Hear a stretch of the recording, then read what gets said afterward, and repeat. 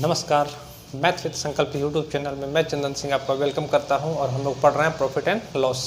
और आज एक नए टॉपिक के साथ प्रॉफिट एंड लॉस में कि जब कोई वस्तु कम या अधिक में बेची जाए, जब कोई वस्तु कम या अधिक में बेची जाए। दो क्वेश्चन ये हैं और इसके बाद दो क्वेश्चन और कराएंगे। 4 क्वेश्चन इनफ है आपको इस टॉपिक को समझने के लिए। तो पहले इन दो क्वेश्चन का आप स्क्रीनशॉट ले लीजिए, फिर हम लोग इस पर बात करेंगे। पहला क्वेश्चन क्या कहता है कि एक खिलौने को 16% लाभ पर बेचा गया। यदि उसे 10 रुपये ज़्यादा में बेचा जाता तो लाभ 20% होता। लागत मूल्य ज्ञात करें। और दूसरा कह रहा है कि एक दुकानदार को किसी वस्तु एक दुकानदार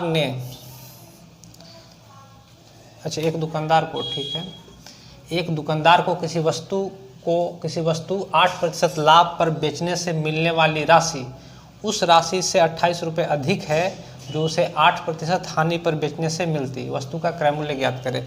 इसमें थोड़ा सा लैंग्वेज का पार्ट है, इसको ध्यान से देखिएगा और इसको भी आप लोग समझिएगा। तो सबसे पहले क्वेश्चन नंबर 1 देख लेते हैं हम लोग। क्या कहता है, और बनाने के तरीके वही सारे हैं, हम एक तरीका से आपको समझा रहे हैं, बाकी तरीके आप लोग खुद भी लगा सकते हैं।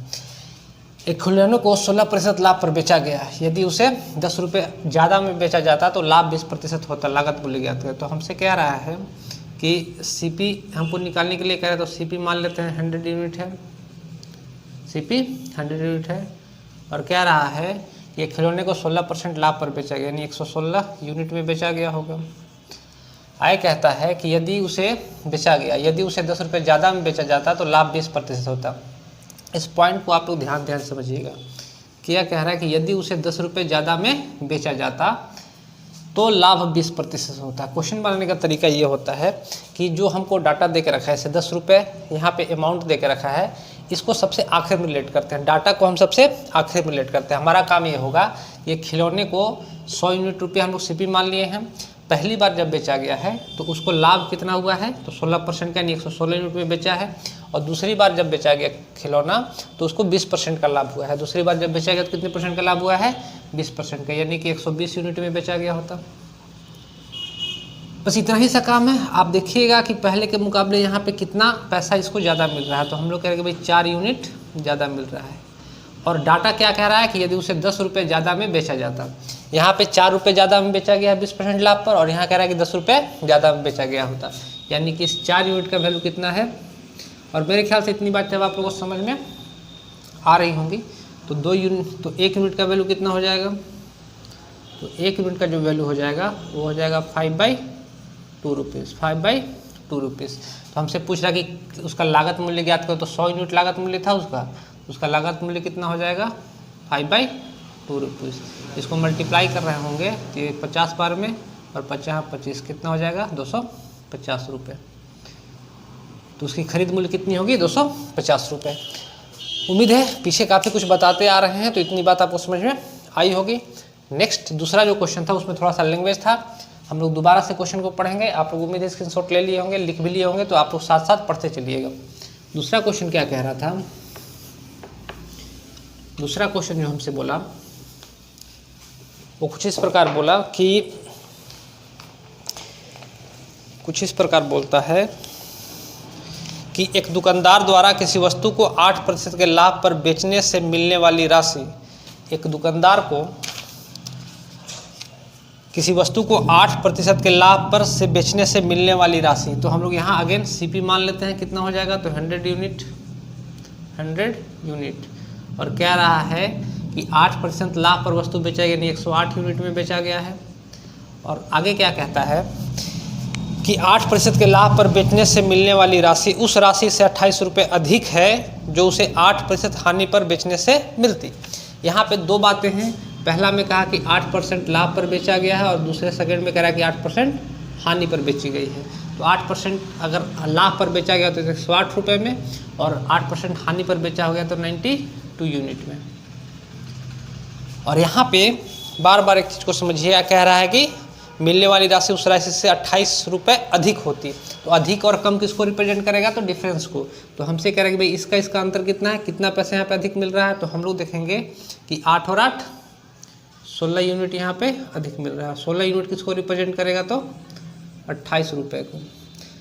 तो 1 यूनिट किसको रिप्रेजेंट कर देगा, अच्छा, जो लोग यहीं से वीडियो देख रहे होंगे वो लोग शुरुआत से देखिएगा तो चीज़ें आपको ज़्यादा बेहतर तरीके से समझ में आएंगी। तो 1 यूनिट किसको रिप्रेजेंट कर देगा, तो 4 से काटेंगे तो 4 चौका 16 और 4 सत्ते 28, 7/4 रुपया।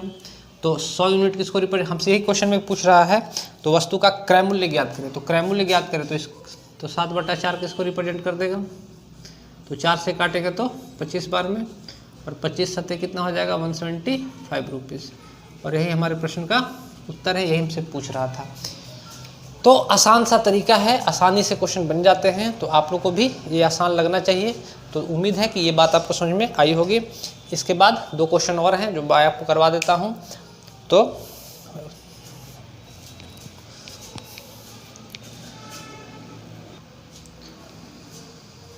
2 क्वेश्चन और हैं आपके सामने। पहला क्वेश्चन क्या कहता है, और दोनों अच्छे क्वेश्चन है, ध्यान से इनको समझिएगा। एक फल विक्रेता नियत मूल्य पर आम बेचकर 20% लाभ प्राप्त करता है। यदि वह उन्हीं आमों को प्रति आम 1 रुपये कीमत बढ़ाकर बेचे तो उसका लाभ 40% हो जाता है। प्रथम स्थिति के अनुसार एक आम का बिक्री मूल्य कितना था। और चौथा क्वेश्चन क्या कहता है कि एक वस्तु को 10% लाभ पर बेचा गया। यदि उसे 4% कम में खरीदा गया होता और 20 रुपये अधिक में बेचा गया होता तो लाभ 18.3/4% होता। वस्तु का क्रय मूल्य ज्ञात करें। तो पहले ये क्वेश्चन नंबर 4 करेंगे, फिर 3 करेंगे, क्योंकि ये लिखा हुआ रहेगा तो ज़्यादा अच्छे से क्वेश्चन आपको समझ में आएगा। तो आप लोग स्क्रीनशॉट तो इसका ले ही चुके होंगे। तो हम लोग देखते हैं इस क्वेश्चन को करने का तरीका। और काफ़ी कंफ्यूज होते हैं स्टूडेंट इस क्वेश्चन को करने में। तो ज़्यादा इसमें कुछ मेहनत नहीं है, थोड़ा सा बात समझिएगा तो आपको ज़्यादा अच्छे से समझ में आएंगी। क्या कह रहा है कि एक वस्तु को 10% लाभ पर बेचा गया। एक वस्तु को 10% लाभ पर बेचा गया। तो सबसे पहले यहाँ पे 2 चीज़ें हैं कि एक वस्तु को 10% लाभ पर बेचा गया तो हम लोग CP मानते थे, और यहाँ पे 100 यूनिट CP कितना हो गया 100 यूनिट। और कह रहा है कि इस वस्तु को 10% लाभ पर बेचा गया है, यानी 110 यूनिट में बेचा गया होगा, 110 यूनिट में बेचा गया होगा। आइए क्या कहते हैं, यदि उसे 4% कम में खरीदा गया होता, यदि उसे 4% कम में खरीदा गया होता, यानी यहाँ पे 2 CP के बात कर रहा है तो इसको हम लोग CP1 मान लेते हैं। और दूसरी बार कह रहा है कि यदि उसे 4% कम में खरीदा गया होता, तो यहाँ पे हम लोग क्या कह रहे हैं कि यदि उसे 4% कम में खरीदा गया होता का मतलब ये हुआ कि 100 यूनिट में नहीं खरीद के इसको 4 यूनिट कम में खरीदा गया होता, तो ये 96 यूनिट में खरीदा गया होता और 20 रुपये अधिक में बेचा गया। तो फिर से एक बार यहाँ पे ध्यान से समझिएगा कि जो भी चीज़ आपको रिलेट करेगा डाटा से कि 20 रुपये अधिक में कम में, इसको हम लोग आखिर में रिलेट करते हैं, इसको हम लोग आखिर में रिलेट करते हैं, इसको अभी रहने देते हैं। आगे क्या कह रहा है, बेचा गया होता तो लाभ 18.3/4% होता। तो 2 बातें यहाँ पे ध्यान से समझिएगा कि पहला बात यह है कि लाभ और हानि हम लोग CP पर ही निकालते हैं। तो जैसे पहला बार जब बोला कि 10% लाभ है, यानी इस क्रय मूल्य पर 10% लाभ होगा, यानी 110 रुपये 110 यूनिट में ये बेचा गया होगा। और दूसरा कह रहा है कि अगर 4% कम में खरीदा गया होता तो लाभ कितना होता, तो 18.3/4% होता। तो ये वाला लाभ किस पर होगा, तो ये वाला लाभ इस CP पर होगा, क्योंकि इतने में खरीदा गया और लाभ किस पर होगा, तो हमेशा CP पर होगा। तो CP पर 18.3/4% का लाभ होता। तो इस पर हम लोग निकालेंगे 18.3/4% का लाभ, 4% का लाभ। तो हम लोग क्या क्या रहे होंगे कि 96 का 18 चौक 72 और 3 75/4 और परसेंट है तो यहाँ पे 100 से मल्टीप्लाई कर दे रहे हैं। तो हम लोग करेंगे क्या कि 25 तिया 75 और 25 चौका 100, 4 चौके 16 छक 96, 6 तिया 18, यानी 18 यूनिट का यहाँ पे लाभ हुआ होता। तो हम लोग करेंगे 96 यूनिट का सामान था और उस पर इस परसेंट का लाभ हम लोग निकाले यहाँ पे 18 यूनिट, यानी लाभ कितना हो गया, तो 96 प्लस 18 कितना हो जाएगा, तो 8 6 14 का 4 हाथ में रहा 1, 9 और 1 10, 10 और 1 11, 114 यूनिट का। यहाँ तक बात समझ में आया होगा। फिर से एक बार इसको समझिएगा। यहाँ पे 2 बातें हैं, दोनों बातों को ध्यान समझिए कि एक वस्तु को 10% लाभ पर बेचा गया। तो सबसे शुरुआत में हम जो CP मानते थे वो मानते थे 100 यूनिट। तो मान लिया 100 यूनिट और बोल रहा है कि 10% लाभ पर बेचा गया। तो 10% लाभ पर बेचा गया तो 110 यूनिट में बेचा गया होगा। आगे कहते हैं कि यदि उसे 4% कम में खरीदा गया होता, यदि उसे 4% कम में खरीदा गया होता, यानी 100 रुपये के सामान को 96 में ही खरीदा गया होता, तो लाभ 18.3/4, ये आखिर में डाटा रिलेट करें हम लोग, तो लाभ कितना हो गया होता, तो 18.3/4%।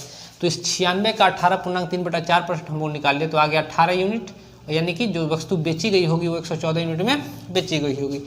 अब यहाँ पे हमको देखना है कि पहला वाला जो सेलिंग प्राइस है SP1 वो हमारे ये है, और दूसरा वाला जो सेलिंग प्राइस है वो SP2 ये है। तो हमसे कह रहा है कि इसे कितना अधिक में बेचा गया, तो यहाँ देखेंगे तो यहाँ 4 यूनिट अधिक में बेचा गया है। क्वेश्चन में कह रहा है कि 20 रुपये अधिक में बेचा गया, बस इसी डाटा को यहाँ रिलेट करना है। तो 4 यूनिट का रिजल्ट 20 रुपये है, 4 यूनिट का रिजल्ट 20 रुपये है, तो 1 यूनिट का रिजल्ट कितना हो जाएगा, तो 5 रुपये। तो हमसे पूछा कि वस्तु का क्रय मूल्य ज्ञात करो, तो यहाँ भी कंफ्यूज मत कीजिए, वस्तु का क्रय मूल्य ये वाला ज्ञात करना है, ये वाला नहीं ज्ञात करना है। क्यों? क्योंकि हमसे क्वेश्चन में क्या करा कि यदि उसे 4% कम में खरीदा गया, नहीं ये कंडीशनल है, ये क्या है, कंडीशनल, कि यदि ऐसा होता तब ऐसा होता, यानी एक्चुअल जो क्रय मूल्य होगा वो ये वाला होगा। और हमसे यही पूछ रहा है कि उसको वस्तु का क्रय मूल्य ज्ञात करें, यानी एक्चुअल क्रय मूल्य हमसे पूछ रहा है। तो 1 यूनिट का रिजल्ट 5 रुपये है, तो 100 यूनिट का रिजल्ट कितना हो जाएगा, तो मल्टीप्लाई बाई 5 कर देंगे तो 500 रुपये। और यही हमारे प्रश्न का उत्तर भी है। उम्मीद है समझ में आया होगा, और कम भी समझ में आएगा कोई भी वीडियो में कहीं पे भी, तो आप लोग थोड़ा सा पीछे करके 1-2 बार देखिएगा तो समझ में आ जाएगा। तो नेक्स्ट हम लोग क्वेश्चन की ओर बढ़ते हैं।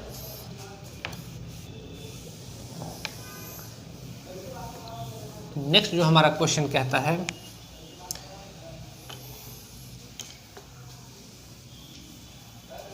वो ये कह रहा था कि एक फल विक्रेता नियत मूल्य पर आम बेचकर